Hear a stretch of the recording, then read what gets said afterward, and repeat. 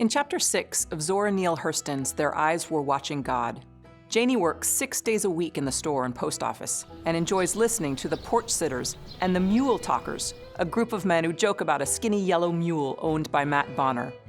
But Starks warns her not to lower herself by joining their conversations. Janie grows increasingly annoyed by her husband's jealousy and his aversion to having a good time, as well as by his demands, including his insistence that she wear a head rag. One day, a couple of the mule talkers catch the animal and torment it, but Stark steps in, stopping them by buying the mule from Matt Bonner. Janie's proud that her husband relieves the mule's suffering. Starks keeps the mule near the store and cares for it. When the old mule finally dies, Starks tells Janie to stay at the store while he and most of the town take the mule's body out to the swamp. During a mock funeral, Starks and Sam Watson deliver eulogies to the mule before leaving its body to the buzzards.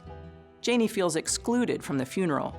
Later, when Janie's unable to find pig's feet for a customer, she and Starks argue. Repeated arguments like this, and Stark's expectation of obedience, make her reconsider her marriage. When Janie is 24 and 7 years married, Stark slaps her because she didn't prepare a decent meal for him. She realizes that she's no longer in love with her husband. When Mrs. Robbins comes to the store to beg for food for her children, Starks gives her a piece of meat, but then he and some of the men discuss how they wouldn't stand for such behavior from their wife.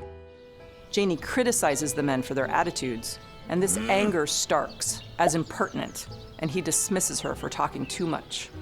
Chapter 6 shows that Starks' empathy for suffering doesn't extend into his marriage, which we see slowly deteriorate. Janie feels isolated and excluded from social events like the mule's funeral. The mule represents the mistreatment and cruelty African Americans have been forced to endure, but also symbolizes the oppression Janie experiences at Stark's hands. While he provides for her and feeds her, just as he ensures that the mule is fed, he limits her emotional life. This chapter further examines the members of the community of Eatonville and the theme of judgment.